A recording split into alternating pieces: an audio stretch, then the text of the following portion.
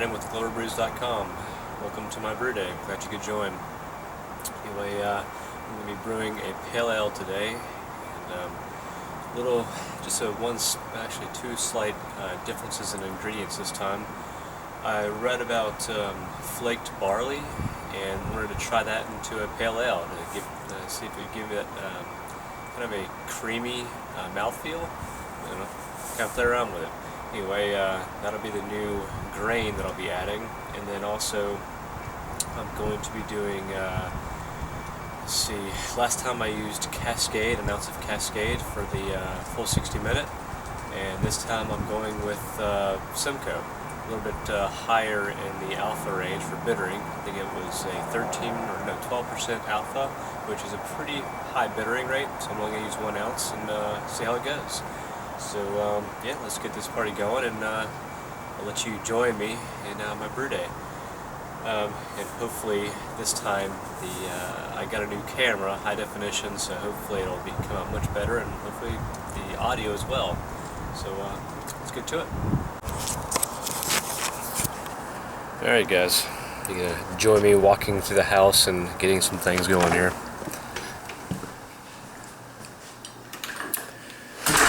So you can actually see me. Let's see what we got here. I'm gonna get my my refractometer, my temperature gauge, and my Irish moss. Let's see what else. Oh, and here is my my grain bill. I'll be using. See if you can read that. Got 10 pounds of Maris Otter, which gives it a bit of a little more malty flavor. I started doing that with some of my other beers, and it actually came out a little too malty. But for this particular one, I thought I'd try it again. But I got that, and I got 1 pound of Crystal 20, a pound of Munich malt, and then, like I said, the flaked barley, 1 pound of that. So. I know, we'll see what happens out of it and go from there. Let's see, and then obviously I've got the little extra, whatever they had left. Yeah, you can see the baby food. And here's the Simcoe. Excuse me, it's 13% alpha. So yeah, this should be a really good pale ale. Because last time when I used the let me fix this. Last time when I used the Cascade, it just wasn't. Cascade is about, I think, 5% alpha, and it just wasn't. The bitterness rate wasn't there that I prefer. Even for a pale ale. I mean, I know it's not an IPA, so it's not going to be really hoppy, but I still want to be able to enjoy the bitterness of it. So yeah, so I'm going to try Simcoe and see how that does. Hopefully, it doesn't get too bitter for the 13%. Consider I'm only doing 1 ounce. But you never know. We'll see. Alright, so let's get this show on the road. I'm going to go ahead and fill my water, and I'm also going to calculate the amount of strike water I need for this all grain batch. So I'll be right back. Alright, just wanted to make a quick thing here. Well, not really quick, but anyway. For you new home brewers out there that are trying to go all grain, I thought I'd give a little bit of I don't know, a step-by-step process or anything, but this is what I do, and I know a majority of home brewers do this as well. But that is to check the temperature of your grain. This will help determine what your strike water should be in order to, when you pour your grains in, to get that get the extract going. So anyway, right now, based on my calculations here, hopefully you can see this. I'm doing a 5-gallon batch. The grain bill I've got is 13 pounds. Boil time will be for 1 hour. Trub loss and equipment loss. Well, trub loss I don't really ever care about putting in there. I just go by the default because I use a little wire mesh filter, so there's not really an empty space below. See here, equipment loss, I always tend to lose 2 gallons of water when I'm doing this, all grain. Mash thickness, I usually just leave it at default of 1 1/4. Grain temperature, that is what I'm going to check right now to see what that should be. It's by default 68, but let's see what we got here. Let me go ahead and get my trusty thermometer here and do a reading. Let's see what we got. Put that in there and see what kind of temperature we're getting here.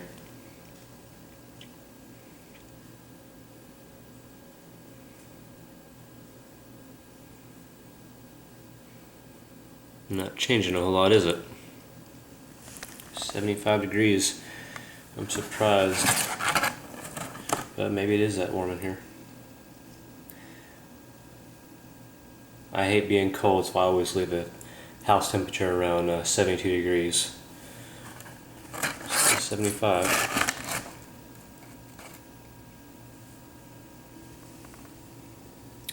Looks like that 70. Oh, whoa. No way. I can't believe that. I think we'll probably just stick with 75 degrees.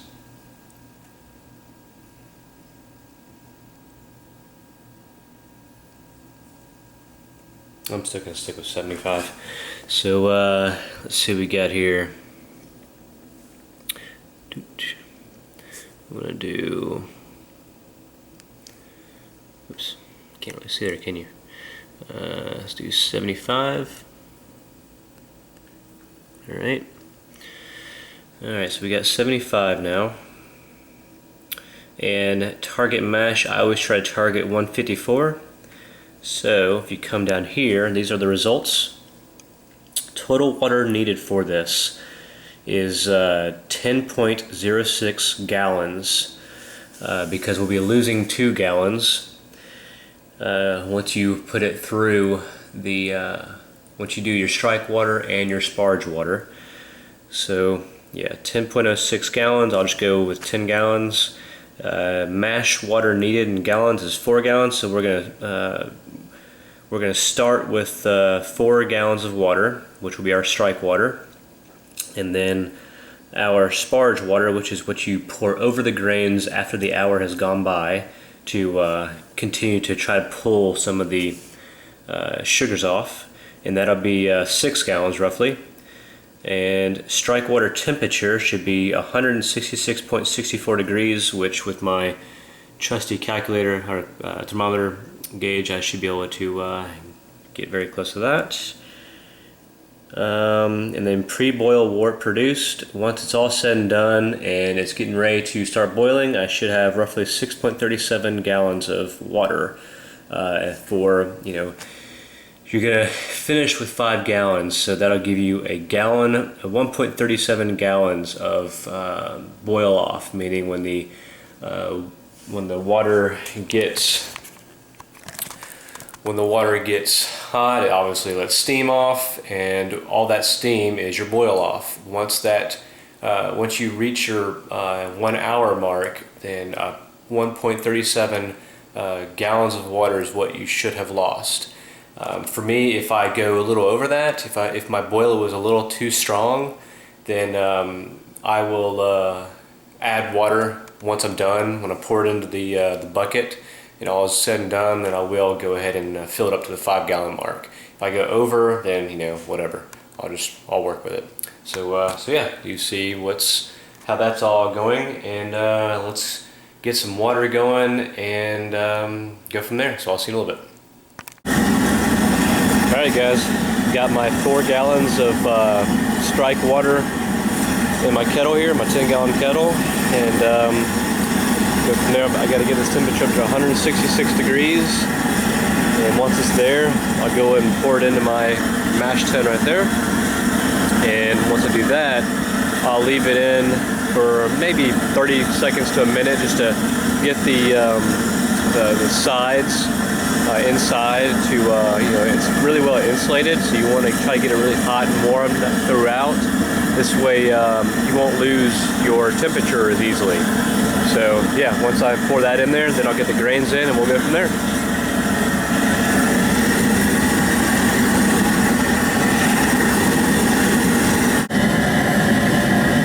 By the way, guys, I just wanted to show the new brewers out there what flaked barley looks like, because you saw my grains, but you didn't see the other bag of flaked barley. So here it is. You guys want to know what it looks like? I've never used this before, so this will be a first.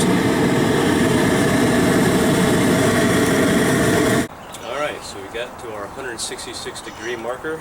Now it's time to pour into the mash tun.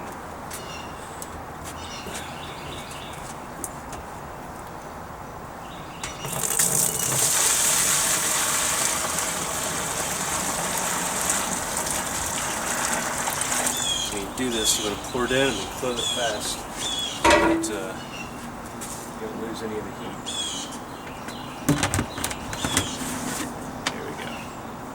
Awesome. So we'll let that heat up for about roughly a minute, maybe a little less. Just get the walls and everything, the insulation, everything warm, so that it contains the heat really well for a longer period of time. And this will be sitting in here for an hour. Also, one other thing I forgot to do, which I'm going to show you now, is to use 5.2 pH stabilizer. And sorry you can't see my face right now, but in order to see this, I can't zoom out enough. But I'm about to pour a full tablespoon, actually do a little less than a tablespoon. A tablespoon of this stuff is for a 5 gallon, but since I only have 4 gallons in there, I don't need that much, but just enough to do a good stabilization. So, here we go. In.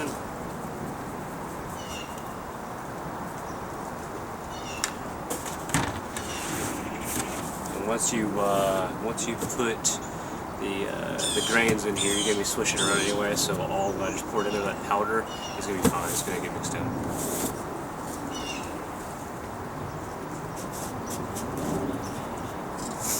All right, it's time to do this. And remember, our goal here is to reach 154 degrees to mash at, and we poured in 166 degrees, so hopefully the numbers will all pan out well. Let's get going.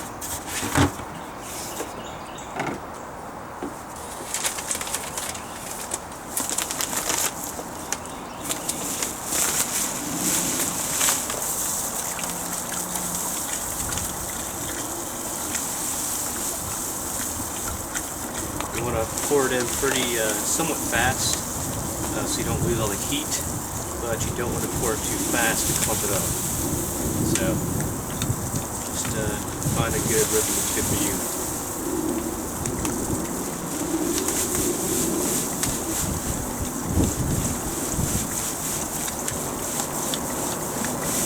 I love the smell.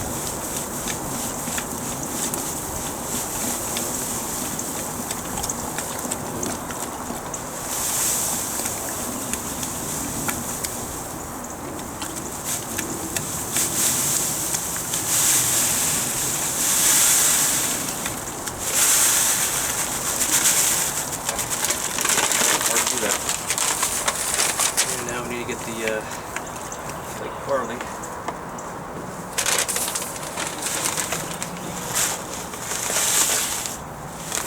So time is of the essence here.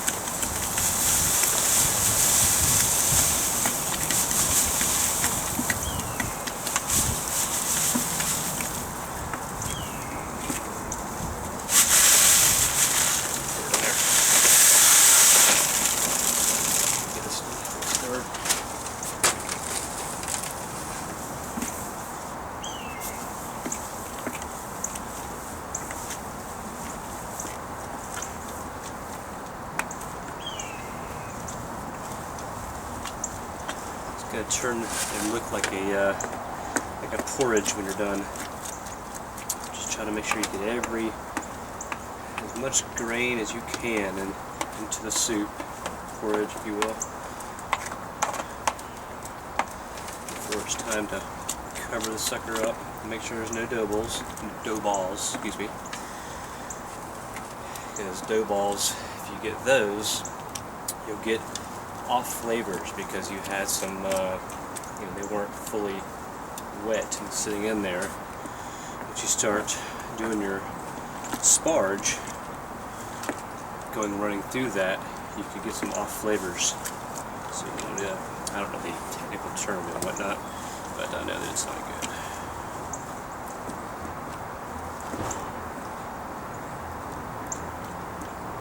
Alright, let's see what we got here.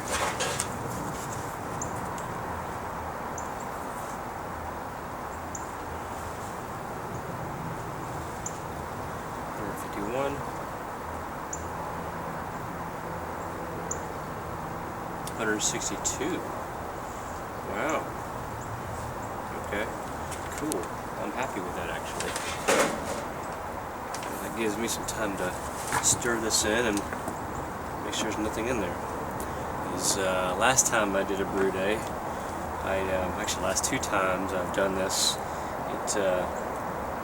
I did my strike water a little too low. I forget what temperature I had it at, but anyway, regardless, I did it too low, and it only got to 151 degrees, so I wasn't too thrilled with that.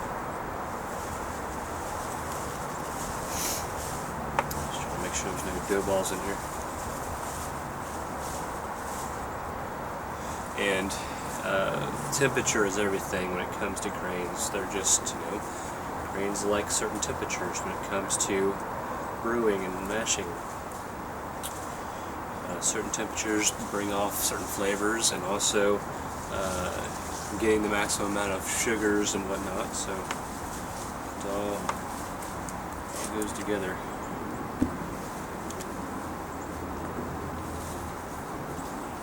Let's see what we got.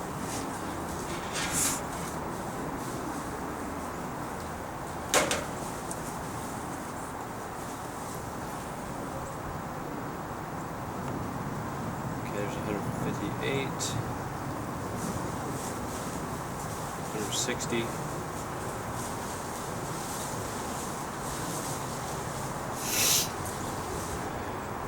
sitting at 160, so we got about 6 degrees to go down.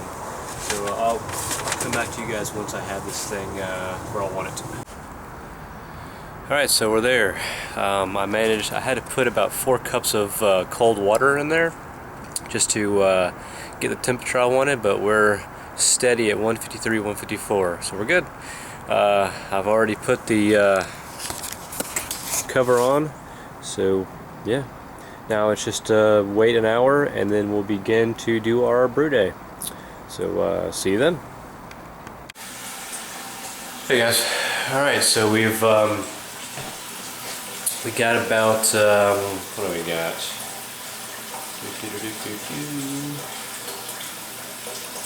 Checking my clock here. Got 9 minutes left in the mash tun. So right now I'm getting the 6 gallons that we'll need for the sparge water. Since we know we're going to lose the 2 gallons, we need to make sure we have enough for the boil off. But so yeah, you see it right there. I'm getting my 6 gallons now. I'll probably just get 5 gallons, pour it in there into the kettle, and then get another gallon put it in there. But yeah, once we get this thing going and heat it up, we'll be on the road. Just want to give you an update. Alright, so I've now gotten my 6 gallons of sparge water going here. See that right here? There we are. And just gotta heat this up to, I think it was 167 degrees, but I'll verify that in just a moment. But I just want to let you know where we're at, and we got less than 2 minutes remaining for that to be finished, and then we'll start the boil. So we've reached the 166 mark, And we are now going to start the Vorlauf. And when I say Vorlauf, what I mean is we're going to get the first runnings into this pitcher and do it about, I don't know, 2 or 3 times just to get the grain bed to really soak into the bottom, into the filter, to create its own filter, and then it should come out a lot clearer. And then once it's there, we'll start to put it in the kettle.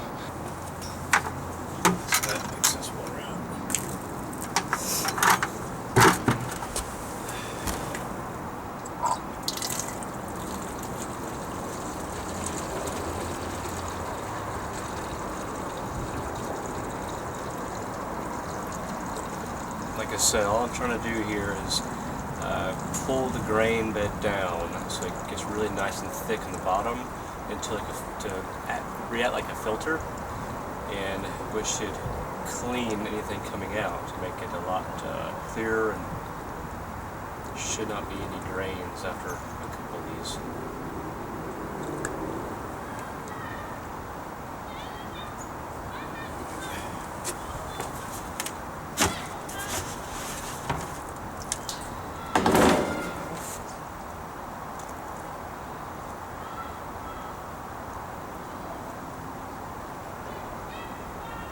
And when you're pouring this over the grains back into it during the Vorlauf, try not to disturb, the bed. I try to pour it on the edge of the igloo cooler and just let it pour down. Seems to do a pretty good job. Yeah, probably about 2 or 3 of these and we should be good.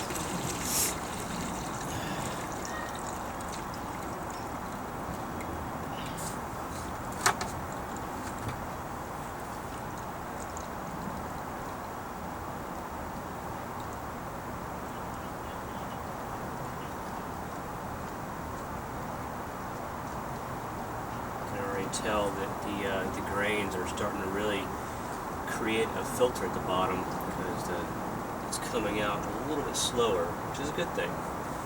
Just means it's going to be clear.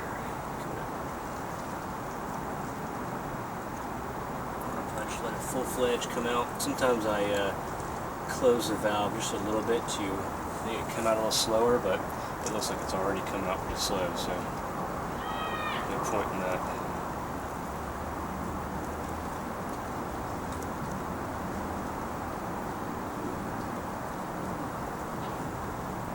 It smells good and looks good.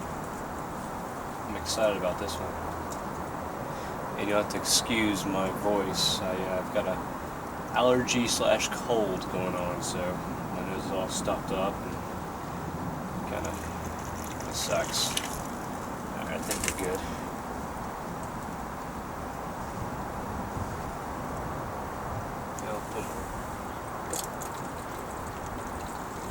I was looking at a couple of the droplets inside of this. I still saw a little bit of grain, so I can do one more and we should be good.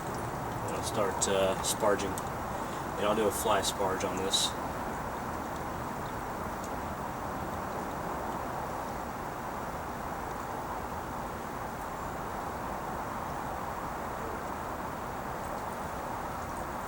Alright, that should be enough.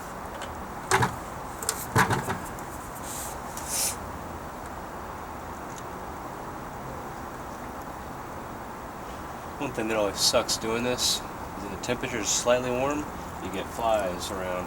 Not many, but just enough to annoy you. Just gotta pay attention to it, I guess. Alright, there we go.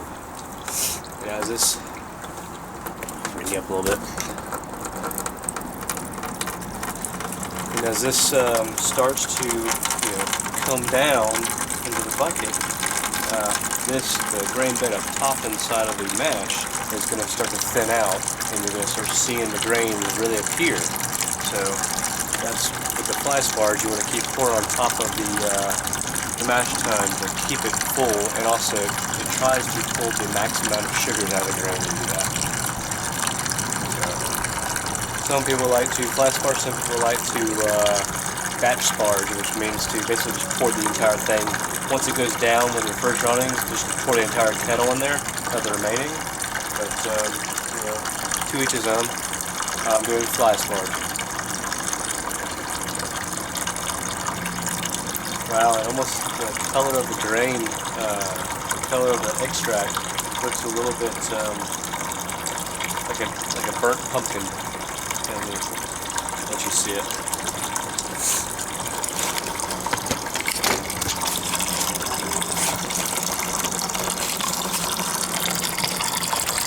Look at that. Looks almost like burnt pumpkin. Like a burnt pumpkin pie. It's really dark. Yeah, and we're getting there, so I'm gonna start fly sparging now.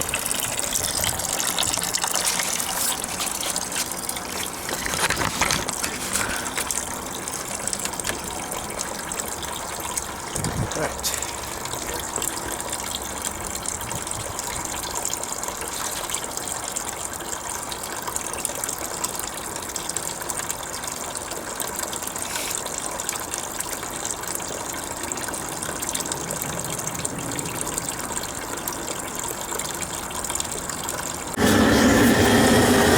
So we're now at a stage where the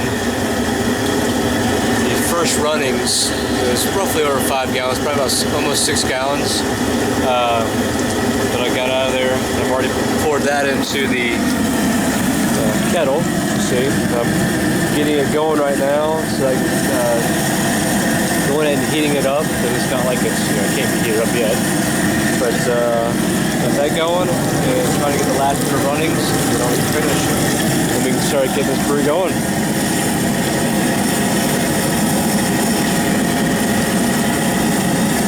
Also, for you brew tubers and you know, people just checking out the YouTube brew pages and whatnot, if you like what I'm giving out and you're enjoying it, and it actually gives you, a little bit of knowledge or insight on brewing, then subscribe to me.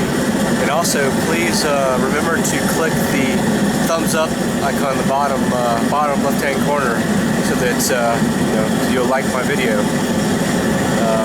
I would appreciate it, because that lets me know that you're actually enjoying what you're watching, and that way I can keep doing them. But anyway, so as you can hear in the background, we've got the kettle going. I finished my last runnings, and I actually got about 2 gallons more out of that, so I think we're about 7 gallons, which is a little more than I was expecting. Normally I get about 2 gallons of you know, soaked up of loss, but it doesn't look like I got that this time. I guess it just depends on the grain and what you're using. So something tells me that the oats, maybe the flaked oats didn't soak up as much. I don't know, but regardless, got it going. And yeah, just gotta let that thing start to boil and get the Simcoe in there, get this show on the road. Just want to show you real quick how milky this thing was getting with those oats. I had to lower the temperature way down because of it. It was coming up really frothy and just creamy as all get out. Anyway,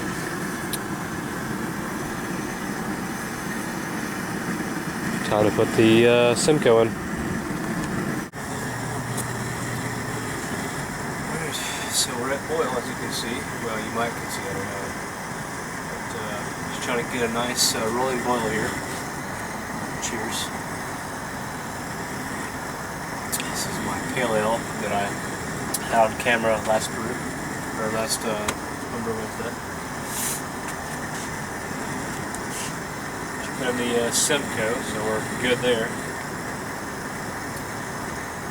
Haven't had much of a flare up yet, which is always a good thing. Usually when you put your hops in there, you get a nice flare. I don't know, I'm not sure the exact terminology used, but that's what it does when you put hops in there. As soon as it expands and gets going, it's like it just foams up like crazy. So usually you have to pour the hops in a little bit slower, but I choose a muslin bag and put the thing in and let it gradually go out. But So I'm liking this roll and boil we got here. Seems to be doing pretty nicely.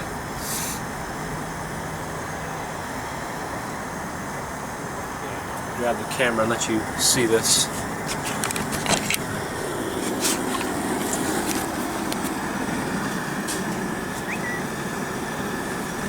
Look at that nice roll and boil.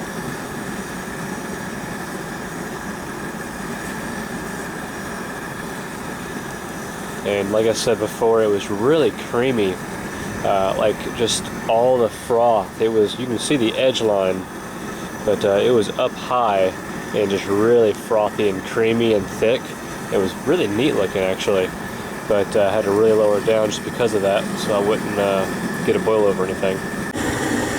Hey guys, so yeah, we're getting down to the finish line now, so I want to let you know where we're at. We got 6 minutes left, and at 10 minutes, I went ahead and put the wort chiller in, and got it all set up so that once we're ready, I just turn it on and get the cold water flowing and cool this baby down.